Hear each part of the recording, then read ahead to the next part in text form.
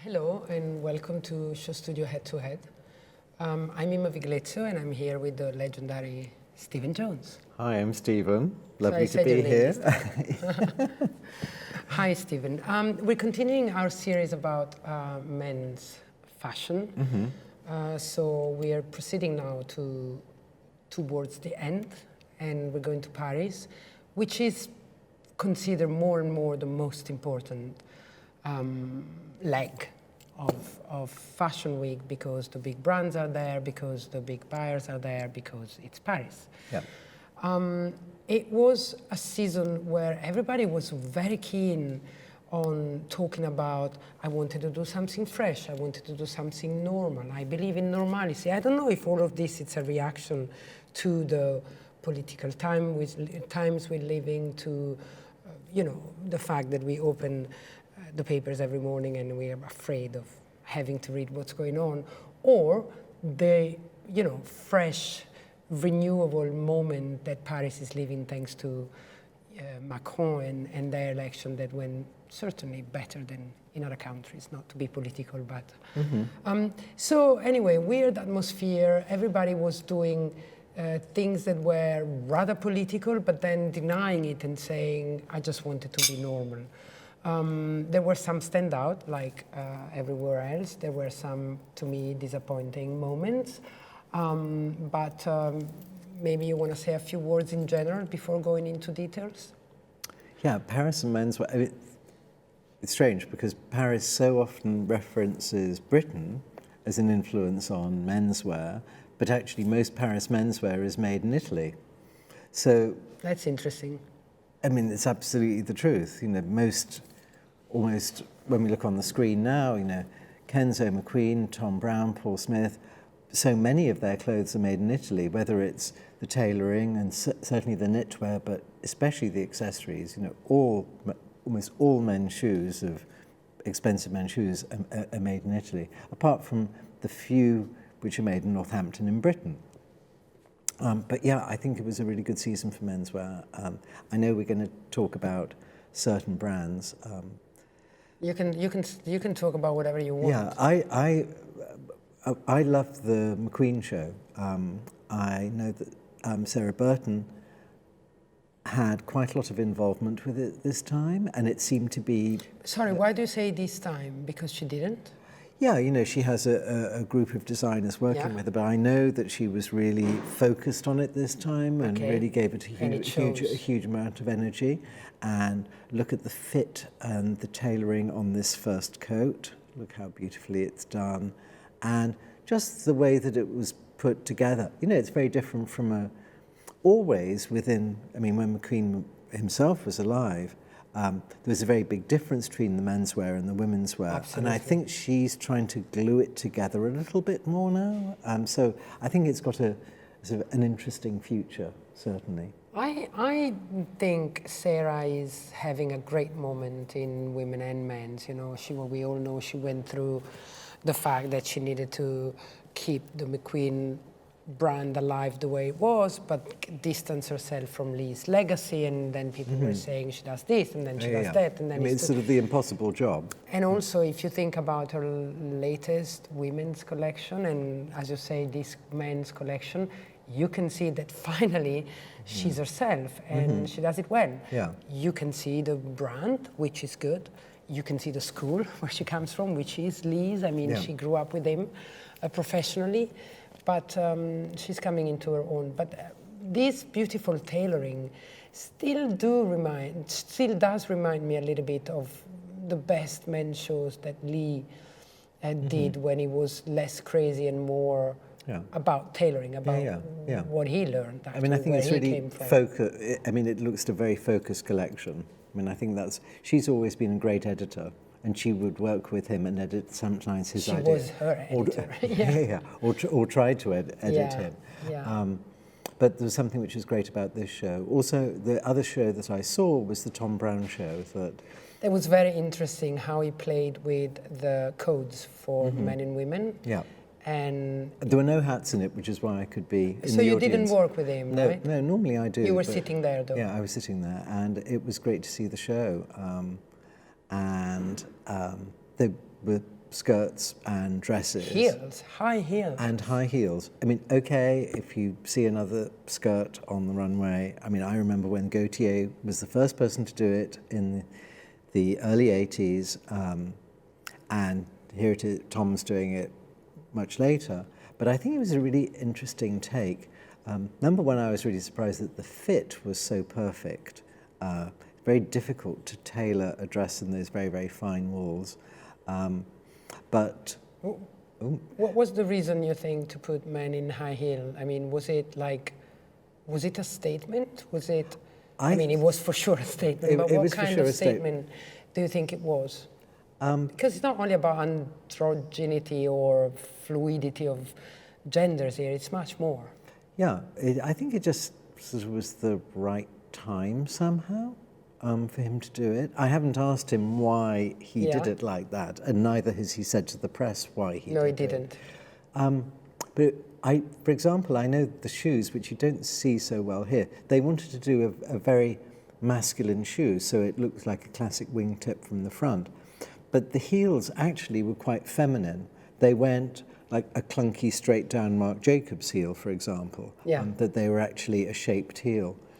But I'm interested in knowing, because one thing is seeing a photo of a man in heels, and I think heels are flattering to anybody, but how did they walk? Because these guys are certainly not, I mean, being a woman, I can tell you the way you walk on heels is very different than the way you walk on flats. They rehearsed all day. And was it credible? Did they walk well? Apart from one or two, yeah. Which that for me is a problem, because then it becomes costumey and theatrical, you know, and funny. But most were fine, Yeah, it was an interesting collection though. I thought the clothes were very, very, very beautiful. And of course it's perfectly tailored and well made. That's what it does best, right? Yeah. Anyway, we should go on to your selection. Who have you been No, looking it's not about selection. I think Thom Browne's is always very important and very interesting to discuss. But it's funny about... actually, when we come on to women's, it was announced in Women's Wear Daily, he's going to be showing his women's collection in Paris this season. When he comes down to September, he's not going to be, at the end of September, October, he's not going to be showing in New York. Another one who left New York. Yeah. But we will get to there when the time comes. It's funny because for me, the standout of the season, where you were saying that the French men's fashion is made in Italy, well, it was an Italian one, it was Valentino. I think Pierpaolo Piccioli is doing an amazing job in whatever he does. He's showing the world that there was a lot of him before. People were thinking it's all Maria Grazia. It's not. There was a lot of his. And I think this collection of Valentino that he showed was just perfect. And it was perfect because he jumped on the wagon of the sportswear trend, but he did it with showing extreme craft, great materials, and a Valentino Italian classic, if we can use the word, way. Yeah. I don't know what you thought about the collection, but I really, really loved it. I think it really stood out. It's funny, we were talking when we were discussing about Milan. Yeah. You were saying about the idea that just the tops needed to be important. Oh yes, I remember. Because, you know, there's a sea of interesting tops here with very simple bottoms. So it's like a khaki pant or a navy pant or a black pant. All the focus is at the top. I think, you know, when you think of Valentino, and you think of traditional Valentino, it's a big red evening dress and a glamorous starlet in it. And it's interesting to see how far it has come and, you know, how big the language of Valentino is and Pierpaolo. He's a really clever designer. But it's funny, sorry to interrupt, but it's funny you say that because that's what I think. For me, Valentino is by definition a women's brand. However, ever since Pierpaolo and Maria Grazia together re-brought Valentino on the radar, you know, and they were doing these amazing couture shows, my men's friends went back and they were saying the men's fashion they do is fantastic. So it's been quite important commercially for a while now. Yeah. So and I think it's quite interesting that it's been consumer-led. Yes. Because the men's press, I didn't think was so sort of convinced by it, but I know that they were selling it incredibly well and the products was so beautifully made. But the men's press now is coming Absolutely, along. absolutely. But the beginning, you know, they were really trying to give that life, and I know they worked very, very hard on it. But I remember we were discussing also in our last show my problem with the latest Prada show, and I didn't think that sportswear looked as good for Prada. Well, here I think the opposite. I think it's never looked better, and I think this is what a fashion shows that keeps notice, takes care of trends, should be for a brand like Valentino, because the sportswear becomes almost classic tailoring, and it's done in a very, very modern way. Yeah. I mean, also what's extraordinary is that this was shown 5 days, 6 days before his haute couture show. Yes. So this is a huge amount of work. And it's interesting that actually a lot of the sort of the greens and the yellows and the colour palette that he's using here is also seen in the haute couture. And I know that you, when in the design studio, you try to keep those things apart, but ultimately it is one person's taste. You're a human being with some references and some taste, and so if this year you're attracted by yellow, then of course you put it in whatever you do, and that's when also, and we will talk one day about couture, but that's when people take over brands and people say, oh, it looks like they're human being. That's what they were doing before, and it's absolutely normal. So when you are the head of a studio, even if you have designers for men and designers for couture and designers for ready-to-wear, it's you. It's you the soul. It's you the inspiration. And so, and I also think that when you go into a store then, well, you don't see couture in a store, but to see, you know, I'm thinking about Gucci and Alessandro Michele, Sorry, to see... Pause just a second. Such a fantastic colorist. Yeah, Look great. at this. Look at this. So Yeah, good. it's beautiful. It's very delicate and it's very chic. Yeah, sorry. No, I just was saying Play. that to see the inspiration of a designer across the categories, it shows its honesty. And one other thing that I wanted to say about this show is that it's honest. It's not trying to be something else. Yeah, I mean, certainly there's a reality to it. You can imagine all these clothes being in store and you sort of liking all of them, and yes, it has got a point of view, but it is just about the clothes. Which means you're free to buy them and wear them the way you want? Which means yes, you're free to buy them in any way you want, but it is lovely when a designer has the confidence and the ability just to make things about the clothes. They don't feel as though they have to tell another story. Oh yeah, so it's positive what you're saying. I thought it was a critique. Yeah. No. Oh no, I totally agree. It's an incredibly difficult thing to do because you're not saying, oh, this is 14th century, and you're not saying it's Italian or it's Greek or it's Mesopotamian. No, I'm just saying it's a beautiful collection. It's just a beautiful collection. And that's, I mean, of course, Pierpaolo is a seasoned, in the good sense of the word, designer, and he's mature and he has experience, but I don't remember noticing a men's Valentino show as much as this time. And I really thought when I was looking at the whole season also to prepare for this, it stood out for me immediately. Yeah. I thought it was very good. And also, you know, Valentino, you imagine that it's all going to be about tailoring and all about sort of that classicism, but actually this is much younger, this is much fresher, much softer, more comfortable, less constricting. Yeah. Well, let's go to something more constricting, but that was also incredible this season, and it's Rick Owens and his men coming from above. Yeah, I'm going to give you the floor immediately because I can see even our very own Lou said in her review that was probably one of the best shows she's attended in her entire career, which is short because she's young, but still, you know, she's seen some shows. I wasn't there, so I didn't experience the whole thing, but I saw pictures of these, you know, scaffoldings that were above the audience, and then the statement that he made with this collection was quite something. Help me out here. Were you there? No, I wasn't there, but I'm a huge fan, and I know Rick a little bit, and Michelle very well. She's a great customer. And he inhabits his own planet. Yes. And these men inhabit their own planet. Where it all makes sense. But I don't mind that it doesn't make sense. Well, but it's interesting what you say, and sorry again I'm interrupting, but this is such an incredible thing. What I love about Rick Owens is that his shows are spectacles. You know, there are some theatrics, there are some, and yet it's never too much.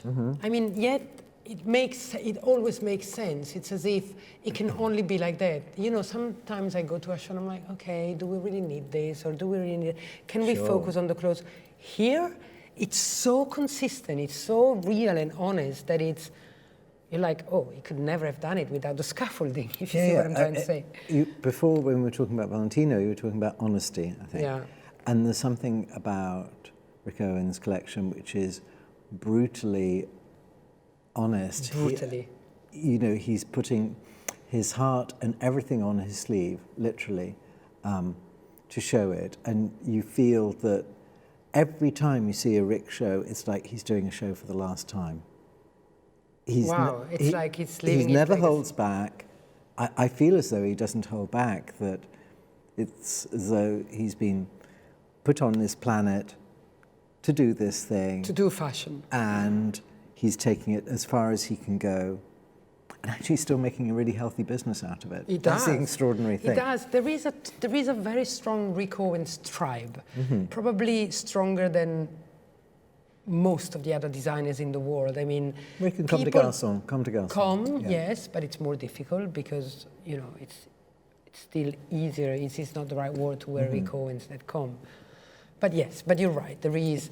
But I mean, people that wear a lot of Rick Owens often only wear Rick Owens, or almost only wear. So he has this strong tribe and a very healthy business, as you said. But when I saw this show, I really wanted to be a boy or to buy this whole collection. It's just incredible. And one thing that I noticed, and correct me if I'm wrong, it's closer to the body. It shows the silhouettes of the body a little bit more than usual. Yeah, I mean, certainly these cutaway T-shirts that we can see here, which are pulled and redraped.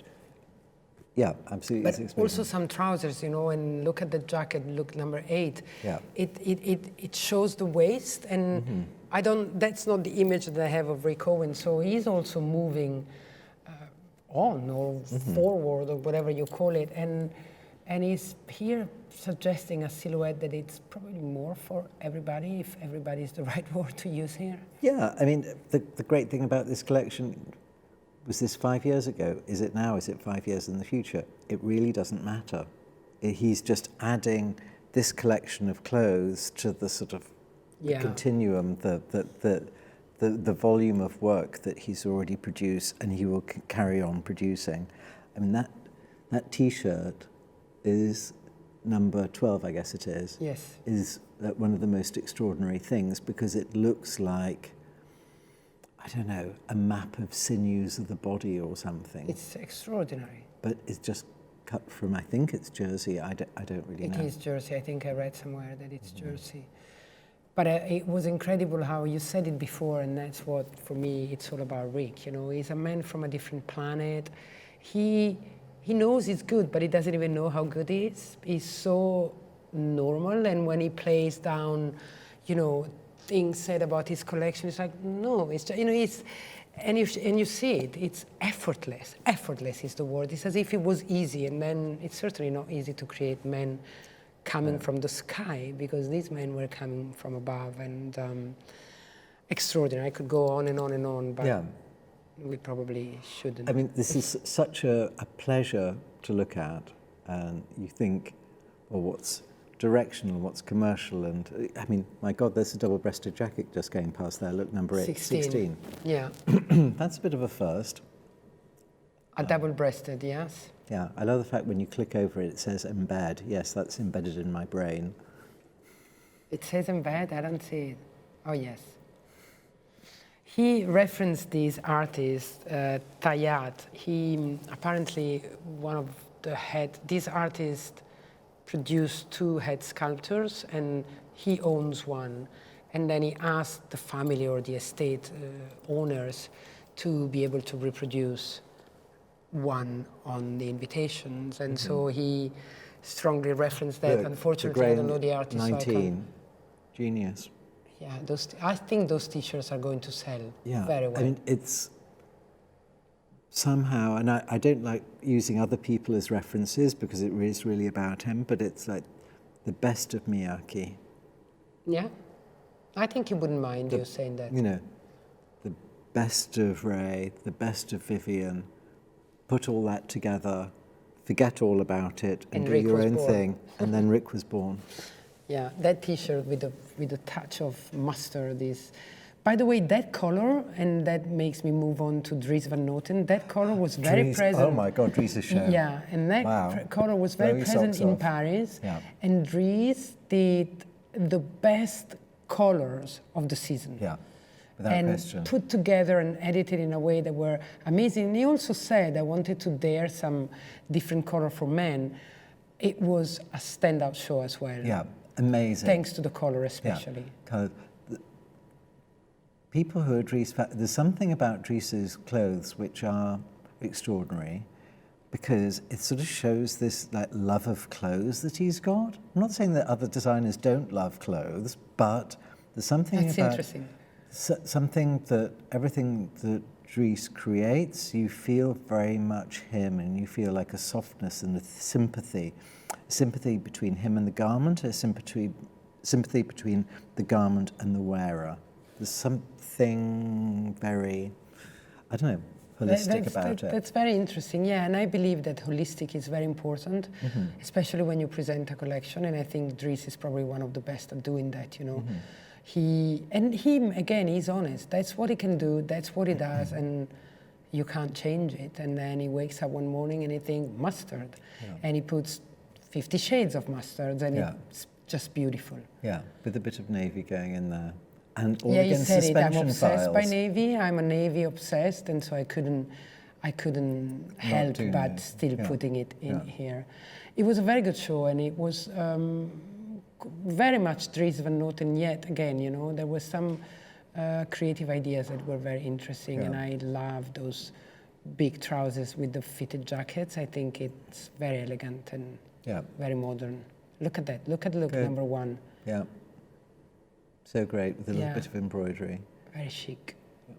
Very And beautiful. number 3, those colours. Another one that I would like to mention is, because it's a new designer for the brand, is Haider Ackermann for Berluti. Oh, right, yeah. And again, you know, I'm seeing this color, and I think, when I think Haider for women, who I'm a total fan, I especially think color. And I think he did a quite subdued collection for Berluti compared to, but then again, you know, I read him saying, this is not Haider Ackermann, this is Berluti, so I have to take the codes of the brand and interpret them my way, which is very In honest. clothing. Well, at least he didn't do shaded clothes in the way. Exactly, but people said that this collection was better than his Haider for men. I think, like other designers that were hired by big houses with big money, i.e. Kim Jones for Louis Vuitton, they find out about endless possibilities. I mean, when you suddenly get hired by a brand that belongs to LVMH, you can explore fabrics, colors, materials, you know, that you probably can't in your smaller brand. And you can see that these people are very good because then they do it right. Yeah, absolutely, because you know, the production people from Berluti, you know, Berluti is a very small company still within the LVMH. Yeah, but I know how much the group wants Berluti to become bigger. And it will become bigger, but of course they have the leverage of all the different menswear brands to get the yarns they want, to get the manufacturing, to get, so they're in a very privileged position. Yes. And what Berluti makes is a very expensive, very classic shoe. So he's absolutely right in doing expensive, very classic clothes. I would love it if you could go a little bit wilder, but I think that will come. Do you think it needs to be wilder? I think this is pretty wild for Berluti. Yeah, but... I mean, sleeveless men at Berluti, it's quite wild. Yeah, he's such a good designer. He is, definitely. And I think in a few seasons' time, he will, you know, he'll have up seasons, he'll have down seasons, and then he will start to, once LVMH executives have confidence in him and what he's doing, then he can experiment a little bit more. I totally agree, but I'm quite surprised on how well he did for the I think this is the first show for Berluti, and look at look number 10.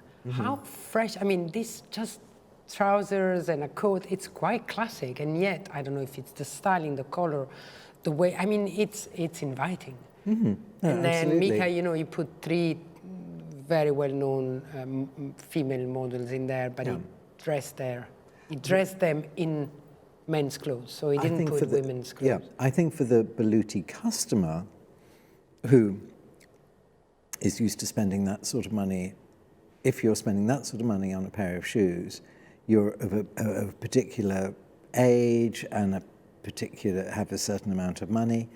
You know, these are the perfect clothes for that. Yes. Yeah.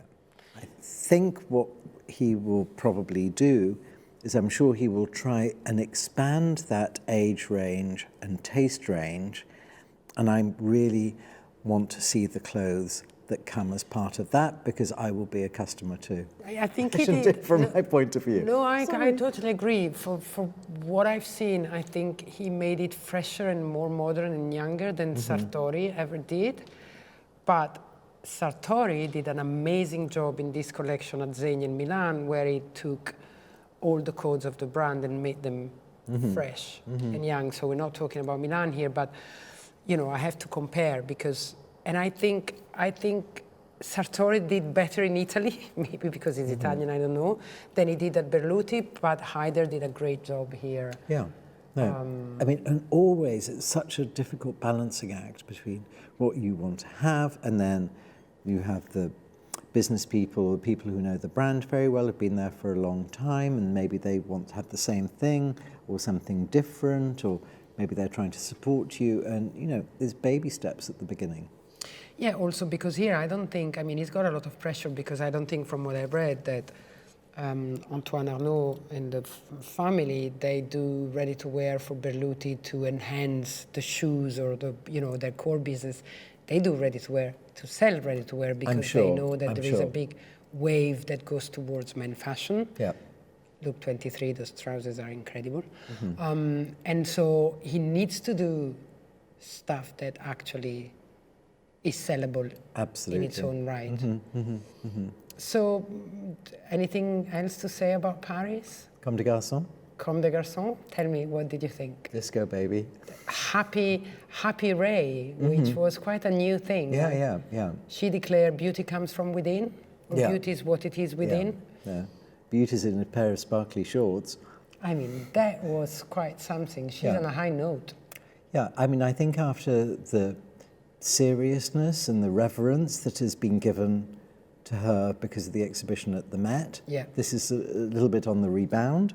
I mean, I know somebody... Totally on the rebound. Somebody said that, you know, it shouldn't be so boyish or it shouldn't be so junior, but I think these were great. And I'm sure in the Homme de collection and Evergreen and all the other collections they do for men, they'll do some classic navy and dark grey suits.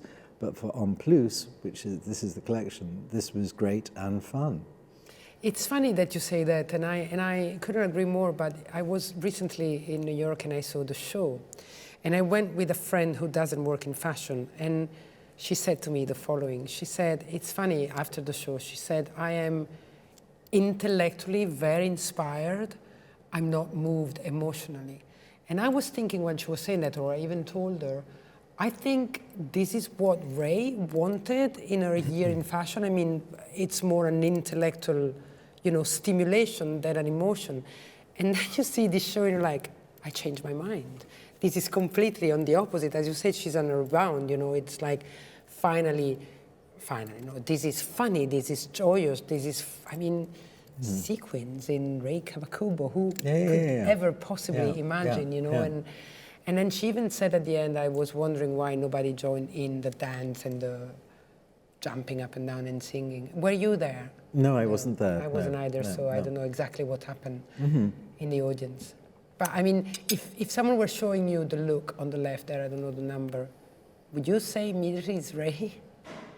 Would I say this is Ray? It's fantastic.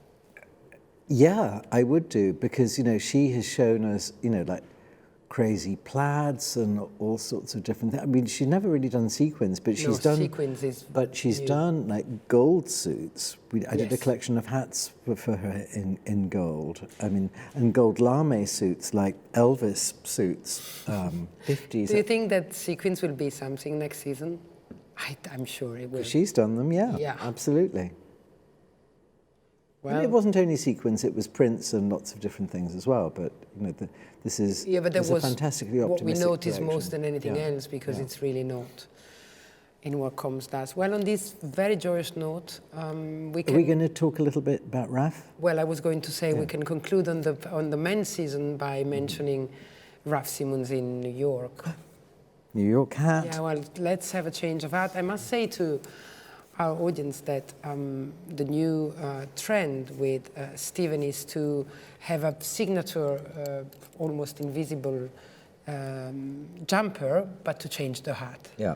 And so tell me about So this is a Tom Brown hat, cap like a shark. It's fun that It's you from this obviously summer's you collection. designed. Yeah, it's from this summer's collection. Oh, from this collection? Yeah, from this summer's collection. fantastic. Summer 2017, yeah. Let me see, it's like a shark. It It can looks also like be a like a shark. dove puppet. It's fantastic. It does look like a shark. Yeah. Okay. Okay, so let's move to New York, where Raf was also in a very good mood. He was upbeat, and he made people go down to Chinatown in a steamy, hot New York day. Apparently quite smelly venue that smelled like fish.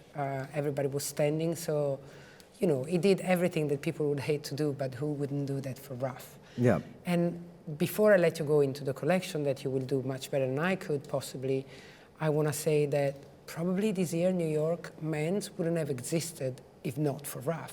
Yeah. I haven't heard a thing. I was in New York during the week for other reasons. I haven't heard a thing, I've seen a thing on Instagram, but this. Yeah.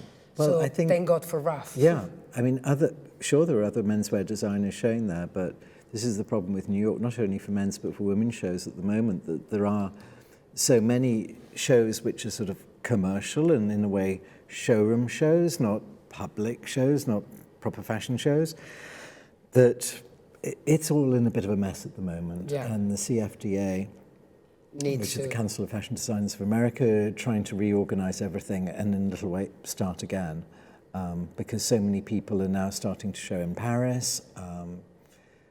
And it's being anchored by a few but very, very important designers. Yes. You know, everybody's talked about Raf because, apart from anything else, it was maybe 2 weeks after the last shows in Paris. So, Even more because we had couture in the middle. oh yeah, we had couture. So we had almost forgotten about Yeah. men's, and Yeah. then suddenly men's in suddenly New York this one. happens, and it's summer and it's hot. Even though I'm sure with Calvin Klein, because it's such a big brand, and with Raf, they're producing collections all the time. Well, let's talk about these Blade Runners inspired replicants that came out with wellies and Yeah. umbrellas. Well- What do we think? Well, love it, because, you know, I grew up with Blade Runner. I mean, I remember seeing too. Blade Runner when it first came out and being completely blown away with it. And it's one of the sort of big cultural Still one of the best inspirations film ever. of my life. And I love this collection. I sort of know almost every reference that he's used there. And I'm sure many of the journalists who were sort of in their 40s or 50s would know it from first time round, but to a whole group of new journalists in the, you know, or new customers who are in their 20s wouldn't know this necessarily and would find it a fascinating reference. I mean, I love the fact that it was shown in Chinatown, obviously that it had these He big... called it West meets East, Yeah. so he wanted the China reference Yeah, somehow. yeah. But the China in New York, so, you know, the mix of cultures. Well, in Blade Runner, there is this American city. I've always thought it was Los Angeles, but there is like a Chinatown in it. And it's exactly. always raining, people carry umbrellas, people dark, wear hats, you know, everything. uncomfortable. It's exactly what he did here. And I think, as usual, the clothes are outstanding. I mean, it's quite heavy in coats, heavy in the good sense of the word. Yeah. There are many coats, and I think they're so desirable. They're so beautiful. Yeah. One of the things is, on the previous pictures, you saw going past with the Chinese lantern with New Order written on it. And Peter Saville, I think, did the prints, right? Yeah. And in fact, he was in an exhibition, Raf was in an exhibition, one of the key designers exhibition called North, which was curated by Lou Stoppard from Show Studio, which is coming down to Somerset House later in the year. I know, so, I read. That's a great link. Yeah. But you know, that I know how much Raf was influenced by music, and he talked about after the show how this was very much going back to his roots and Blade Runner as well. Okay, and that makes sense. Yeah, yeah. Anyhow, thanks God home for territory. thanks God for for Raf to save New York Men's Fashion Week, and probably he will have a lot to say about Women's Fashion Week. And on this note, we close Men's Season 2018. Thank you, Stephen. Thank you.